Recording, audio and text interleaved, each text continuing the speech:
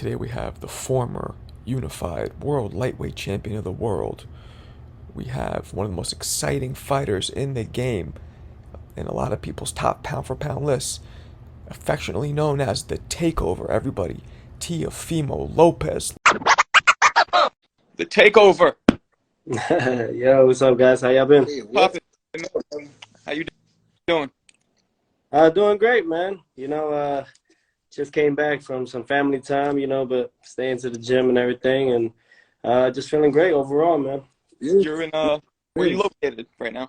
Like what state?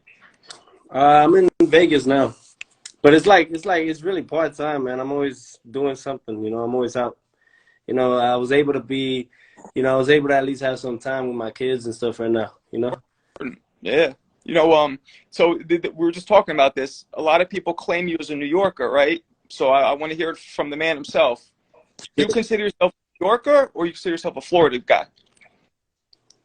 I'll say it like this, like I'm a Brooklyn bred Broward kid, you know what I'm saying? That's just really what it is.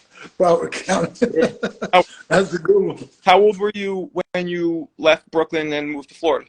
My father, well, I'll tell you, it's just a story that's interesting. My father was actually out there for about 30 plus years in Brooklyn and all that. So my sister was born, both of my sisters were pretty much raised in New York until I think by the time I was about like either 6 or 7. I was 6 or 7 when my father finally moved us out. And we had. Sorry to cut you off. What part of Brooklyn? So I'm in Brooklyn right now. I was on 93rd and 4th. Okay, so Sunset Park.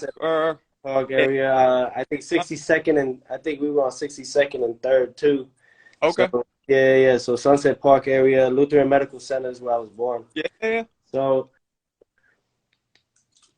for the most part, the bodegas and everything, and just being around.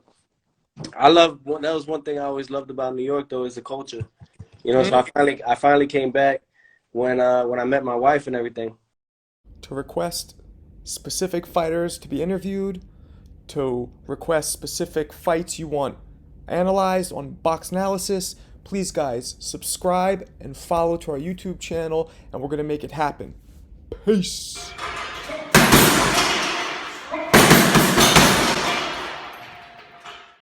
Are you a morning trainer? Are you an afternoon trainer? Or are you train at night? I'm a night owl, man, but I always stay busy in the daytime, at least doing something.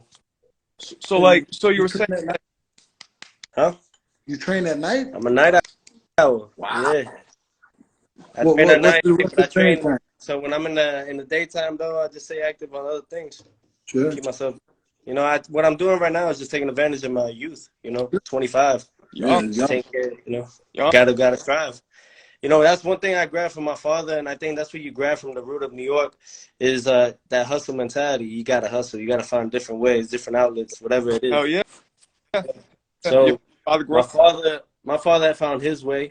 I think especially in the 80s and 90s during that time, I feel like anyone that knows, the hustling was in that sort of way. So my father, eventually just didn't want that for no one else no more. So we eventually just moved to South Florida.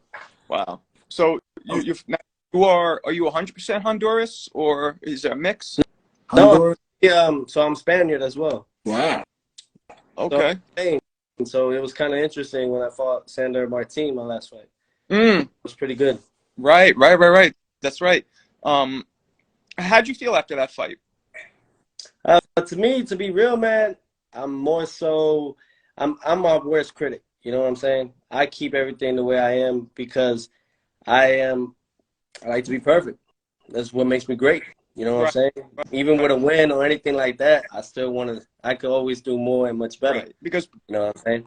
So I think really when it came to it, I knew I won the fight. It was just all about, I'm an entertainer. I'm someone that likes to give a show. And I'm thinking these dance partners I'm having are going to give a show with it. If they talking all that, like be ready to back it up by all means. Right. Yeah, definitely. So it's a lot different though because. Go ahead. Yeah, no. The guy on top of you. So anyone could talk, but when they get in the ring there with me and they feel the power and the speed and like the quick counter punches, it's a whole different mindset for them to think in. Then they start using their head. Then they start doing different things. Right. You know, so now it's not only like I got to worry about the fighter, I got to worry about his dirty tactics as well. You know what I'm saying? Because these guys know what they're doing. They've been in the game for a long period of time. So just like Loma, I mean, when I fought Lomachenko, he was using his head. He was frustrated. Yeah. Yeah, but he always But uses. no one's gonna. Yeah, he always uses his head. That's how I got cut. You know, that's how I got cut real bad. But you know what I'm saying? Like, but there's a lot of, you know, there's a lot of favoritism, I guess you want to say, whatever it is. There's a lot more one-sided kind of things, because then they should be calling that. Right. You know what I'm saying? But no one, because it's more like everyone on a tightrope. You know what I'm saying? It's like, I mean, the reason I ask is, you know, because a lot of people make a deal out of after the fight. I think you had said something to, I think, your trainer, like, do I still have it? And like, when you said that, you were just basically criticizing yourself because you thought that you could have done much better? Or what did you mean when you asked that? The thing is like, you also got to think about it. And I know people are going to say cap and all that, whatever the fuck. I don't care. You know why? Because in reality, man, I'm right now just alone, which I'm very thankful. I'm very grateful for. Like, gratitude is the best attitude. What I'm grateful for is I have $4 billion companies invested in me. So it's like, there's good things coming, great things, you know? So it's like, I understand, but it's like, my sport may not give it to me the way I expect it to, you know? So I have to find other ways. With that being said, yeah, I went out my way, of course. You guys see the frustration part, but then you see, like, I've been in the entertainment business since I was 8 years old. Like, first of it being like with Snoop Dogg and stuff. That was kind of funny, you know, in his music video. I was a young kid, young jit, and video? Which video? It was with him and what was his man's name? Jeremy. He used to high school with Snoop Dogg. You grew up with him. Hell yeah. Yeah. Long Beach. That's what's up. It was in LA. We did the music video. David Banner. Oh, it was a music video. It was a music video with David Banner and him. A couple other guys at the time. I was too young to even like peep game on all that. So, you know, I was just minding my business. They had me on the side. I was you know, I was in a music video with there was a whole bunch of girls they put me by in a jacuzzi and stuff. It was funny though, man. It was kind of funny. The way the whole setup was. But I always I started realizing like what to say, what not to say. You know, I practiced that. So when it came to it, yeah, you know, I see a red light. And then when I see that red dot, I'm just like, yeah, I know they're going to talk about this. So I'm just like, good. Fuck it. You know why? Because this is something that I always use as motivation. Because what happens? Then that puts me on another level, which I kind of understand now. I'm understanding with Kobe Bryant and that mentality that these guys have. It's the fact that even after a 10-round fight with someone like that, whether they wanted to fight with me or not, I went back into the gym right away, and I just kept doing it the next day and the day after. I just didn't care. You know, it's because it just eats you up. I mean, if you're an athlete or you're someone that actually knows what you want in life, you know what I'm saying? I think I speak that in general. That mentality is just like, I got to get it because I can see it. No one else can, but I see it and I feel it and I believe it. So it's all those things you got to achieve. That's why, like, why there's so many greats, why they're legends. And there's a difference between, you know, your average talent and then a legend. Right. Completely agree with you. Well, how did you, when you were, did you have you have a big amateur career? Yeah, I had 170 amateur fights. But I know what the feat tastes like. You know what I'm saying? I had 20 of them. I had 20 of them in the amateurs. Now I wouldn't say I actually lost all 20 because if you know, I know, we know that it plays those roles, man. And I'm starting to see more so of it, even more in my sport now in the pros. And I just want to like kind of push this for the kids in another way. So fuck it. Excuse my language. Pardon me. Oh, you want? Nah, but you know, it's about the kids and the youth, man. So you got to keep it PG. You know, you gotta figure out how to do how to move different. You know, so that's all it is, man. You got to move a movement, and I'm just trying to put a positive one out there, and I'm starting to see like not many people want to see that. So even though you may feel like your back is against the wall or the ropes, you just got to keep fighting and keep swinging and keep moving. There's a lot. You know, so it's a lot worse. It's a lot worse now that I could say. So for all the kids that are going into boxing or combat sports or just anything in general, like really understand, like you're gonna get there no matter what. It's just gonna take a little bit longer, just a little bit longer, because it's not just the fighter no more that you're facing. So you gotta really know how to play, not just one card, but collect them sometimes. Right. Eventually, you'll get that trump card, and everybody gotta play game. So, but you gotta know how to respect it. You gotta use it with humility. You know what I'm saying? And you gotta figure out, like, I want this for the glory. I want this to be the greatest. Mm-hmm. This is what I came in for. Whether it's doing a podcast and bringing yourself out there to branch, it's because you have a vision to see yourself being the best podcast in the world or in the country. You know, you're striving to be number one. If you strive for second, then you'll never get to third. You know? Yeah. So, okay, stop. Let us ask you a question. Motivator, man. I speak what I got. Marco's got 1,000 questions. I got 100 questions. Let us give him. Tank Davis, what do you think? Tank Davis he's a good talent, but has a lot of flaws in the ring and outside the ring. Yeah. Okay. I think the temper. You got no temper. You got his temper status is very low. Right. I mean, I was saying before that you and him, in my opinion, because you're in a stacked fucking division. Like, you know that. There's so many. 40. These guys are at 35 at the moment. Now, if Tank wants to come and visit us at 140, we'll gladly accept that.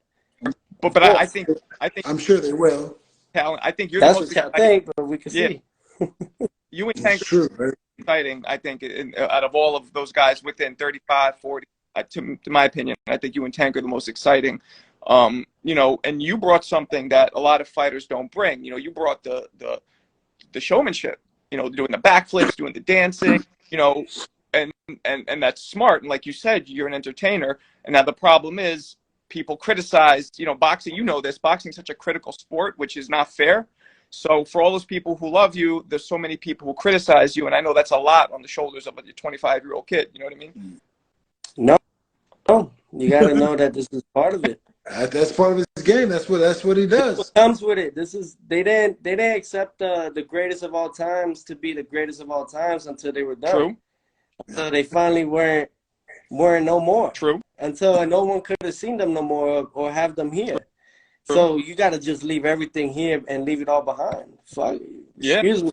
You're not gonna get it anywhere else. Right. So this is what comes with it, the territory, but it's a beautiful one because as much as hate there is, it's an illusion of love. And I think now I'm just learning how to like cope with that and work through that. Work through it more so now because it's like, you know, people would love to be there. I get it. But be careful what you ask for because you could take my shoes, I'll give it to you, but you probably won't even make it outside my house. That's what I'm saying. Yeah, it's easy to criticize, but it's hard to live it, you know? Like I respected you. And I mean that with humility. You're not gonna be able to make it even outside a mile, bro. Yeah. I mean, you were one of the first guys I respect a lot because you were one of the first guys who talked about like going to therapy and that kind of thing in boxing. And that was, you know, now you see a lot of fighters talking about it, but you were one of the first. And that takes a lot of balls in this sport because, you know, that's looked down upon. At least it was. But it's important, I think. Yeah, of course it is. Everything's important. Your mental, your health is all important. What does a day in the gym look like for you now? For me, for me, I really could say, honestly, a day in the gym, it depends. You know, when I'm not training, I at least get a session in with some spa time, meaning like the sauna, the steam room, you know, keeping myself clean, you know what I mean? But I'm always staying active in the gym, whether it's weight training or strength and conditioning. I do a lot more strength and conditioning when I'm not getting into camp officially. Right. Sure. So the thing is, like, I do my boxing, but I don't do so much of it in the sense I take care of my body in different ways. I build it in different ways. So because 21 years of active, nonstop, punching a damn bag and so on and so forth for 21 years, I'm even blessed to even still have my hands working. You know, because it's just a lot of wear and tear. And the way I train too is just it's exhausting. So when it comes to, we do track work. So we do those sprints and we do all the 400 meters and stuff that we constantly have to do. And then the football drills that me and my father have converted as like a sprint drill to run. You know, and we do that for 15, 20 minutes. Eating the right foods, basically fish, a lot of greens, a lot of spinach, kale. You know what I'm saying? But not just like, don't try to eat too much tilapia, like I say. Tilapia So real is more man-made than I've heard that. I wanted to ask you about the fight where I think it was Kambosos when you had a problem with your lungs, right, or your chest. Yeah. Exactly.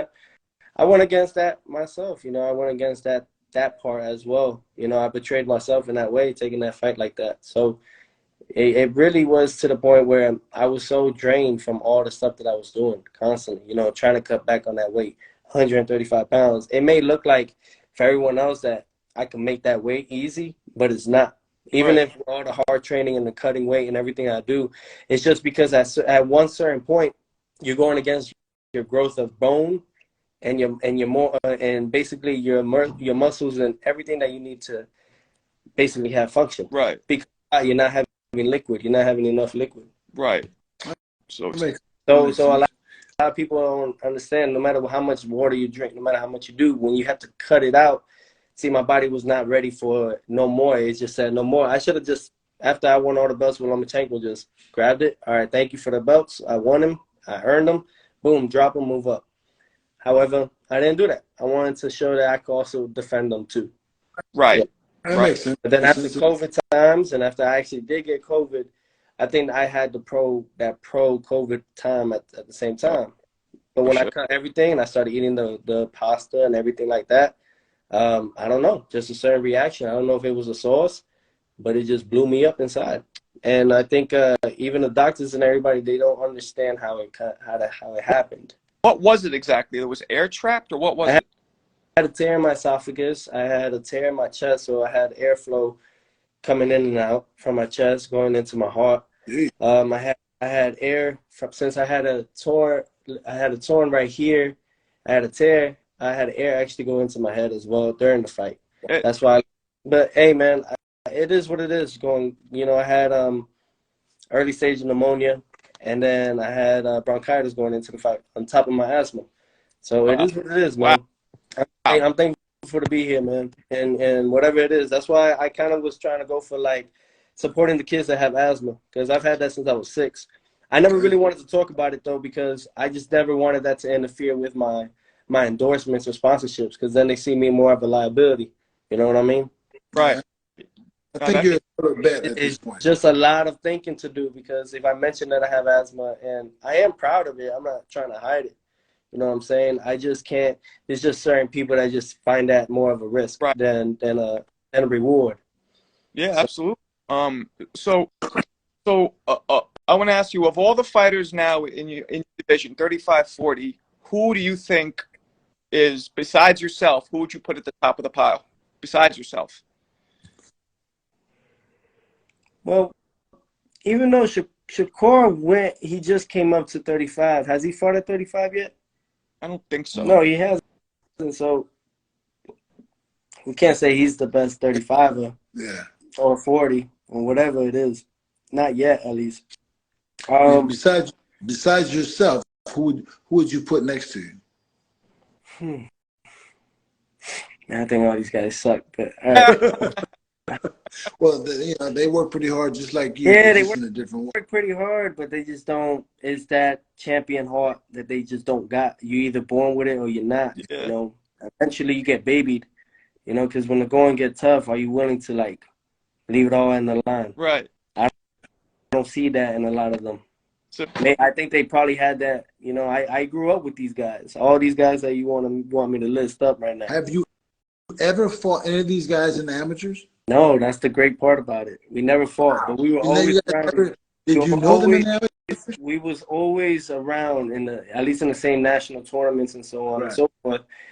We were at least right there. One was either one division up, one weight class up. It was just different like that, you know. So did you move around with any of them? You guys know this. I know a course. couple. Anything we don't know? I think no. The ones that you guys see, the ones that we've talked about are the only ones that I've worked with. Or at least somewhat did. I don't even want to say that was real work. Your It amateur weight just was it what? didn't seem like authentic. Your your amateur weight was what? My amateur weight, oh man, I started boxing, man. I was at 63 pounds So did I. when I first started, and then that was at 8 when you compete, and then all the way to what? I started fighting 132 pounds when I was 15 years old. Wow. So 15. I've been at this. I was at 132, 135 range for about 8, 9 years. Wow. Really? Wow. That's why I fought I, 78 I, for I fought I 78 for 5 years. yeah. I So mean, but that's a good way. Like that should be your top. You shouldn't pass more than 5 or 6 years of being in the weight class like that. You eventually got to move up because your body is just yeah, you're growing, right? You continue to grow. yeah. Do you think that because of dieting, you probably stunted your growth a little bit? Could be. Who knows? I remember my father used to have me work on universal machines and everything at 7, 8 years old, and people were like, "Hey man, you shouldn't have him work out right now and do weights because he's gonna stunt his growth." But I never did on that end. I'll be true on that. I actually got stronger and I got actually a bit taller than what they said I would be. They said I was gonna be like 5'5", 5'6". Wow. Yeah, 'cause Okay. I was doing all the working out and everything. Where do you think you're going to end up, when you're in your 30s? What weight? My 30s though, I mean, well, it's a good time for me when I start thinking about retirement or whenever God feels like it's my time. Sure. But I think that's a good age, mid 30s or so. However, I would say I probably ended at 160. You think you'll go up that much, huh? Yeah. Yeah, I mean, you got to. That sounds about I mean, me and Canelo were at the same height level. I'm not saying that, but I'm just saying we were at the same height level when we were talking and everything. And I mean, he fought all the way up to what, 168 or 75? Yeah, you went 75. Yeah, right. I'm not gonna do all that now. I know my limit. I'm not gonna just shoot and shoot and shoot. Right. So none of the guys really stand out to you. Let me ask you this. This is kind of off the topic, but what did it feel like to get hit in the stomach by that fucking giant Thor dude? What was that like? Oh, you talking about Thor? Yeah. Oh man, no, yeah, it was that shit was. I thought about it too, man. I was just like, dang, it's at that moment, like you messed up. So we had that bet. We had that. Hey, I'm not gonna back out on it. But hey, I did what I did. Yo, Jay Leon. Yo, much love, brother. Always. Yo, stay well as well. I'll see you out there. But getting to that, man, I really was. I don't know. I had to scream it out though, man. That was a big shot. It was a huge shot, man. That thing hurt. Dude's like 6'9", 6'10". Yeah, he's a giant. Yeah. It was like, Jesus, but you took it, man. You took it well, too. Yeah, but I had to get mine back. You know what I'm saying? Yeah. You did. So if you could fight anybody now, right? You could choose anybody. Who would it be? No politics, just boom, fight. Regis Prograis, WBC belt. So you care about the belt. That's where you want to go. Hell yeah. I mean, there's nobody else right now. I think they're saying that they're gonna put Alberto Buejos or so against Gary Antoine Russell, who I actually grew up in the amateurs with. Yeah. So too easy. So here's something we ask everybody who's on the show. Who are your top 3 favorite fighters of all time? Like your top 3 pound for pound of all time.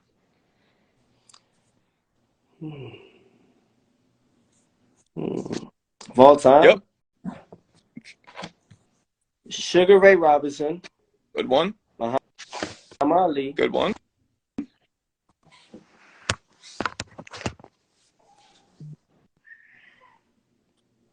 Teofimo Lopez.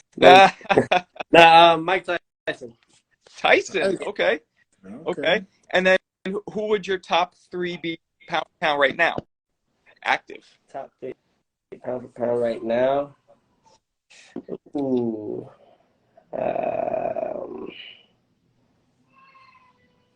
Let me see, man. Ooh, I'm thinking about it. Um, I know Fury. Fury's a good one. Agree. But I will substitute it. I will substitute it. Damn, this is tough, man. You're asking me a real. I know. I know, because they're gonna use this. They're gonna use it against you in the court of law. I know, so man, everybody, I plead the fifth. Let me stop. No, there's a lot of great talent right now. It's very hard to think of who's the top three at the moment. I'll be honest with you. Yeah, there's a lot of good movement. It's just that there needs to be fights placed already. Yeah. Yeah.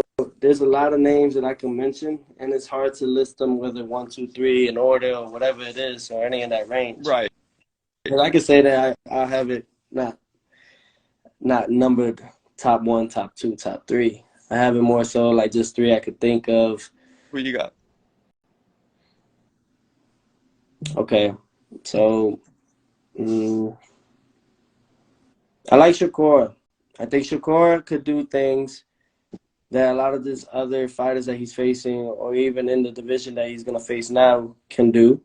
Okay. I just don't think he has he doesn't have that quite of a pop. He could use it, though, into his advantage, but he needs to a lot more body work. I just say that. Okay. I think that's what's going to help Shakur in that weight division. There's a lot of body work. Okay. He's there. He's one of the ones that are impressive right now. Mm-hmm. Who else I could think of? I would say Tyson Fury, but I don't know. I'm leaning on Usyk. You think Usyk's? I'm leaning on Usyk. There's just something different about it. But then again, Fury is just so intelligent with his weight. He knows how to use it. It's huge. Yeah, and he uses all his advantages, right? Uses them to the fullest. Yeah, why not? And, All right. yeah, and Fury is he could go 12 rounds. He's like, you know what I'm saying? He's a heavyweight, but with lightweight legs. He loves it. He loves it. Yeah, man. He loves boxing. So Fury, Shakur. What's the third one? But this is outside of myself, right? You could throw yeah. Let's do outside of yourself. Yeah, I'm just being a fan or a critic. Not even a critic. I'm being a fan. Yes. I'm being a fan right now. That's I'm between Crawford and Spence. Okay, so the $1 million question there is, if they fight, which doesn't look like going to happen now, but who you got? Who you think will win? But then I think of the Charlo brothers. You see what I mean? Like, this is what I talk. Because I think of the Charlo brothers just like the Spence and Crawford. Uh-huh. You know? Uh-huh. Yeah. Yeah. You know, so I just But if they was to face each other, mm-hmm. I could say this. I think, all right, this is just my opinion, all right? Everyone has one, just, just like an a-hole. So, I ain't trying to hurt no one's feelings. But, to be honest, though, to be real, Errol Spence got the better resume of fights candidates that he's had. He has I think it's more solid on that end. It's my opinion. Yeah. Okay. However, now stylistically, it's a great matchup. Mm-hmm. I still have a 50-50 on that if they face each other at 54. I just don't understand, man. Undisputed welterweight. Crawford could he could beat me at what I'm trying to do. Well, actually, not what I'm trying to do, what I'm going to do. You're saying you don't understand why they're not fighting. Yeah.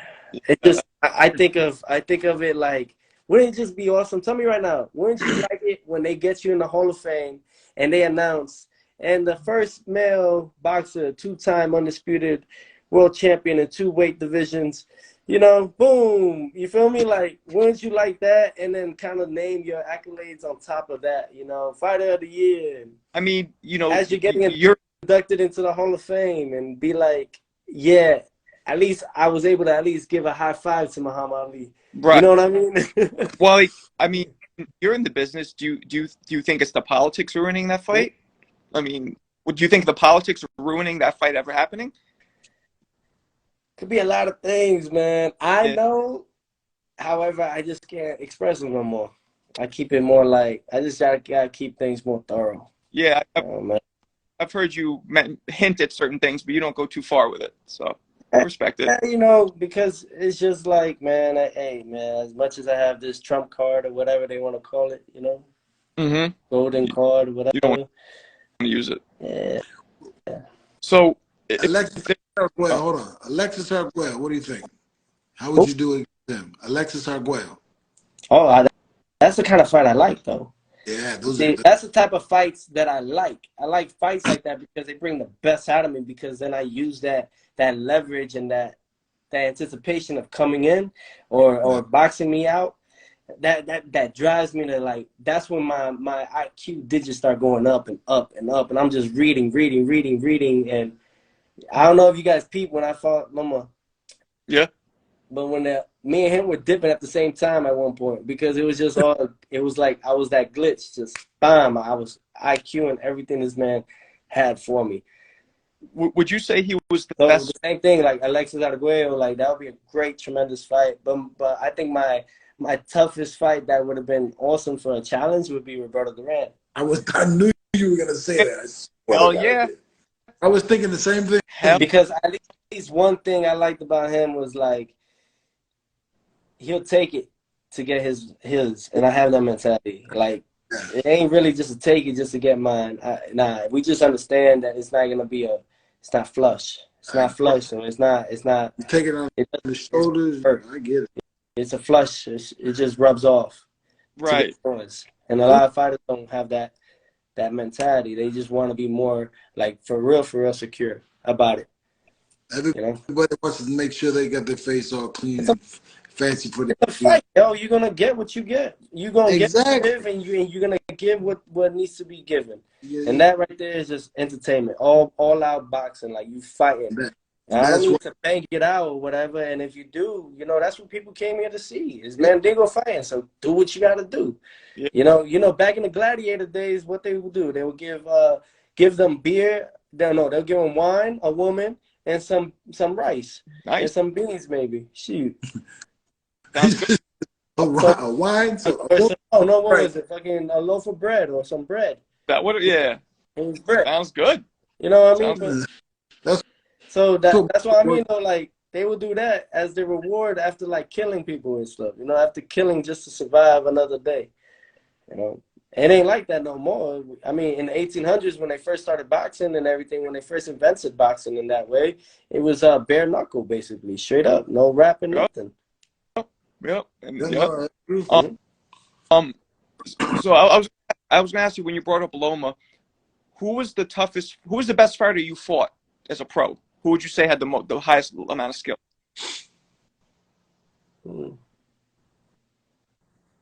Man, myself. That you fought, though. Nah. You fought yourself? Damn, I'd like to see that fight. Yeah, it's a tough one. I know, I fight myself all the time. Tell me about it. Nah, but to be real, no, Lomachenko for sure. Easy, huh? Yeah. It was it's just the amount of ring experience and the ring generalship that he's able to produce in there. You got to be careful too, because he has very good ones, you know, very dirty ones that are very smooth. Oh, really? Yeah, bro. Yeah. He was doing some down low dirty shit? Yeah. I mean, what else are you gonna do when you don't know what to do? Yeah, right. You go back to your bag of tricks. Yeah. Yeah. And he wasn't getting caught, right? Warning him about anything? The referee wasn't warning him? He didn't get caught doing any of it? Nah, you know, hey, everybody's gonna have their thing, man. So I just have to figure it out now in a different way. I think that was really when I started seeing more so of things ain't what it, and there's no calls like you would think, you know. But hey, right. I mean, that just comes with it. Shit, I either could bitch and complain about it or just move on and learn from them.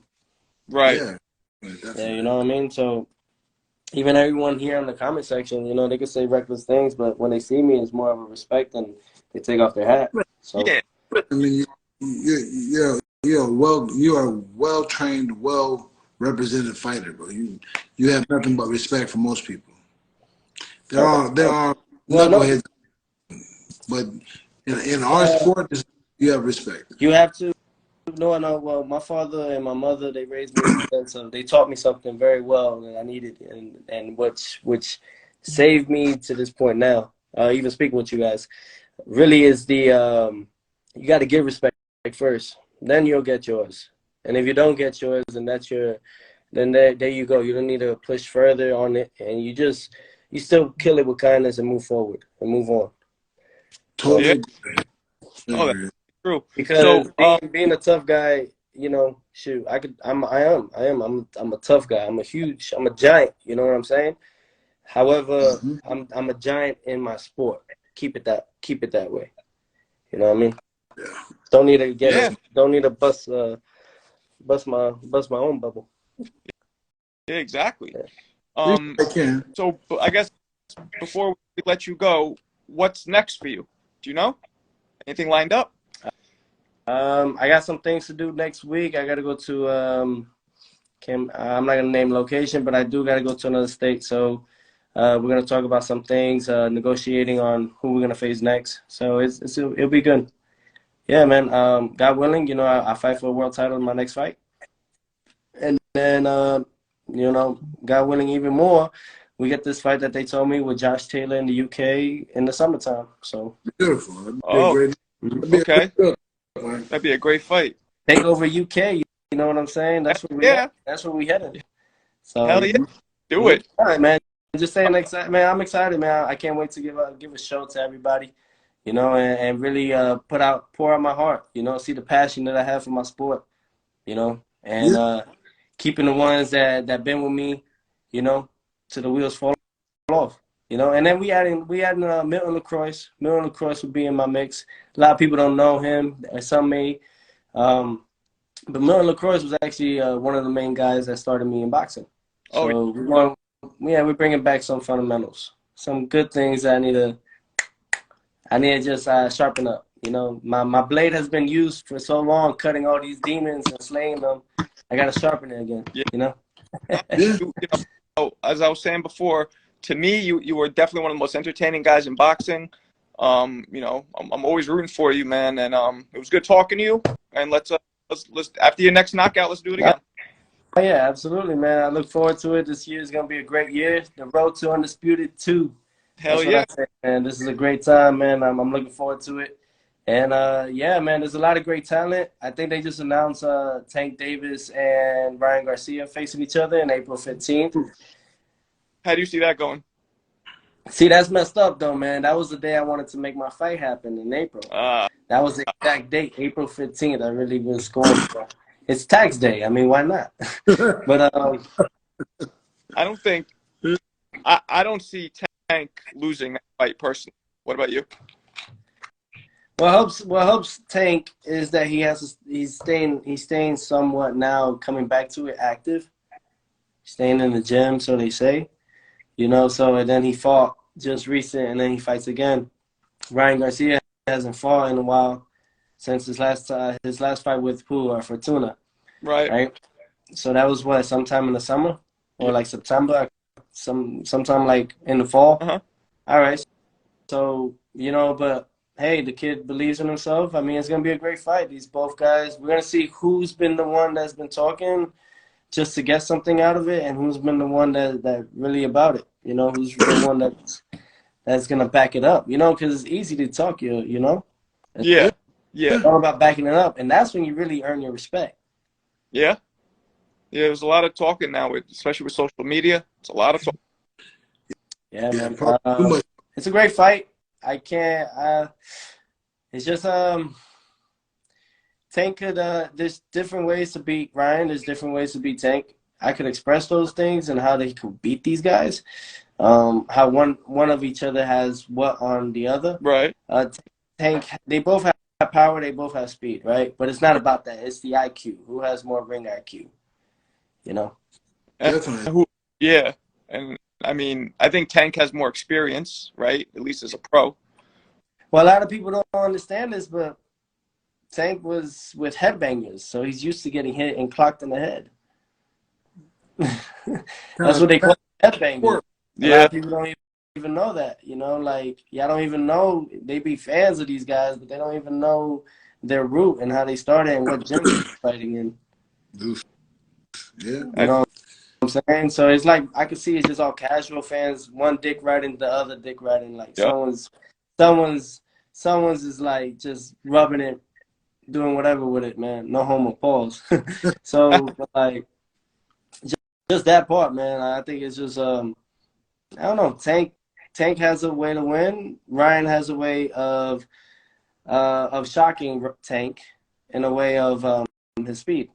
It's a yeah. 50-50 fight for me. Oh, really? I'm gonna go with that, man. Okay. I'm gonna go with it because it's all about the confidence. Who believes more in the other? Mm, And the respect. You can't really have respect going into these fights like that. right. Right. No, exactly. They both I would have. respect each other's speed and power. Yeah.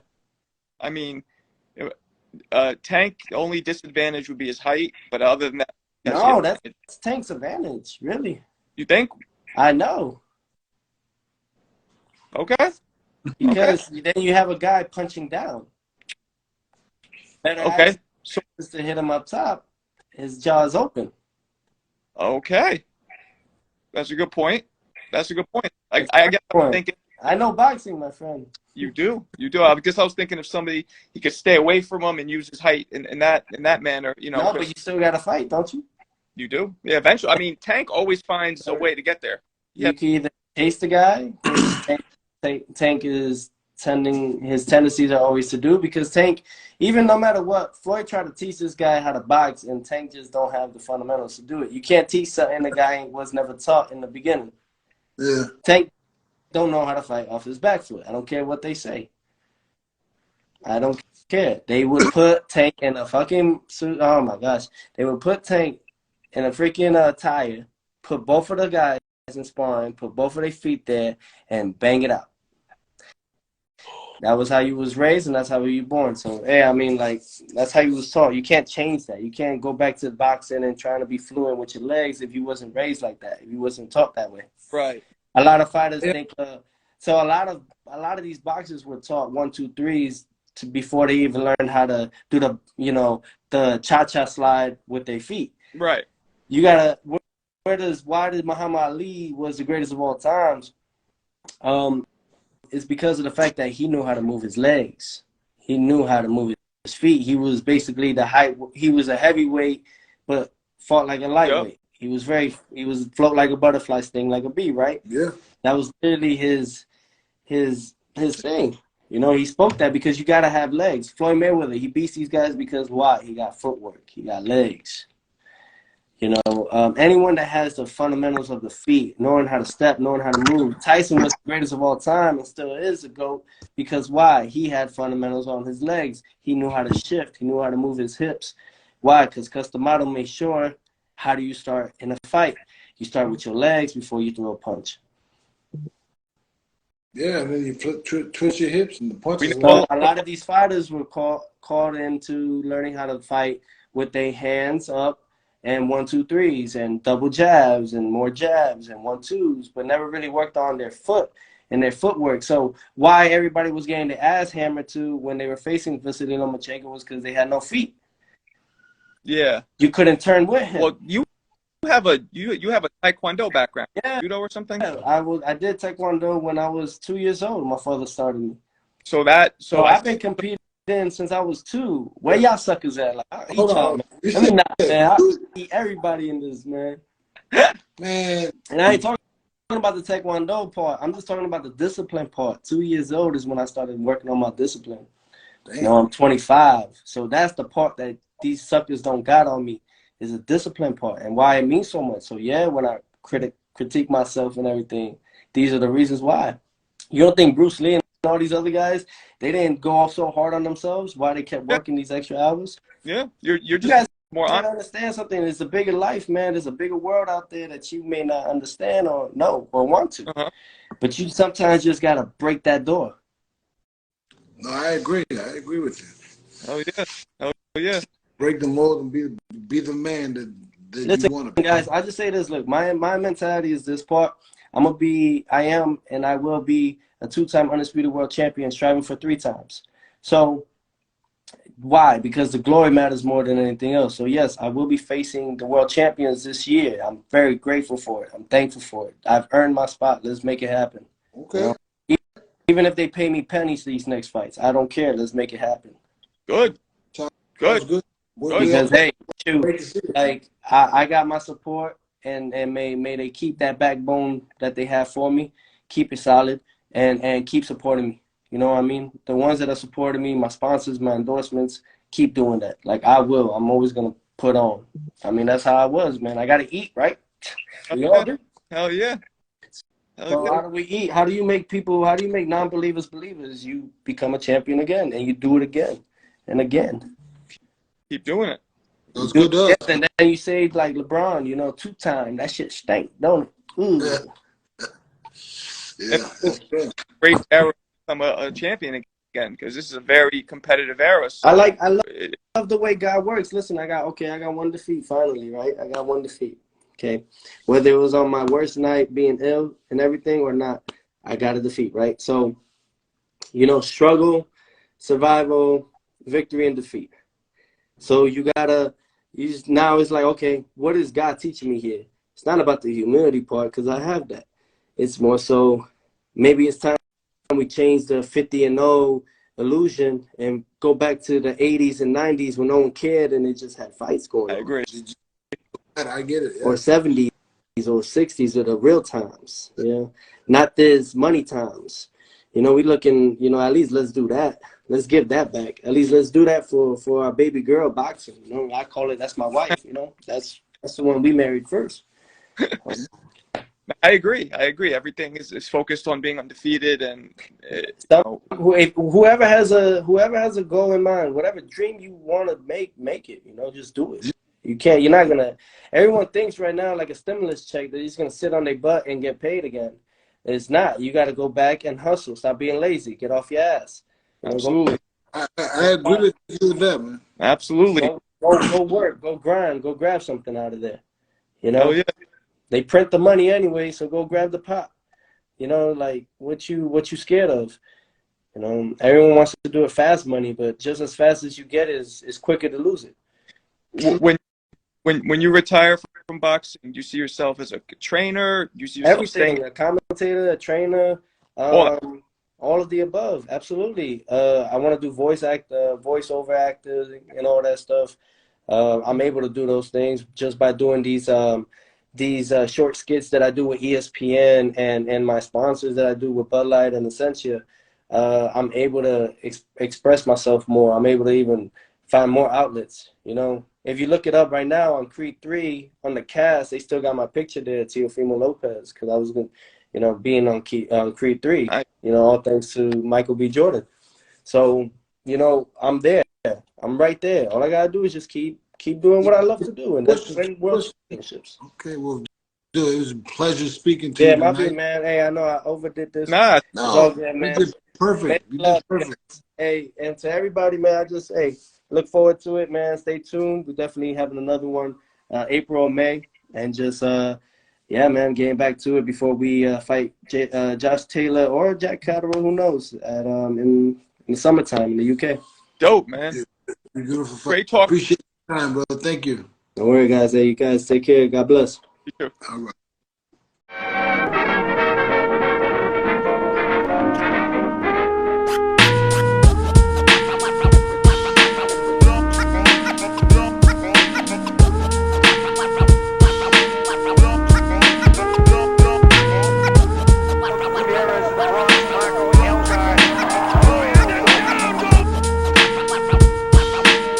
Sounded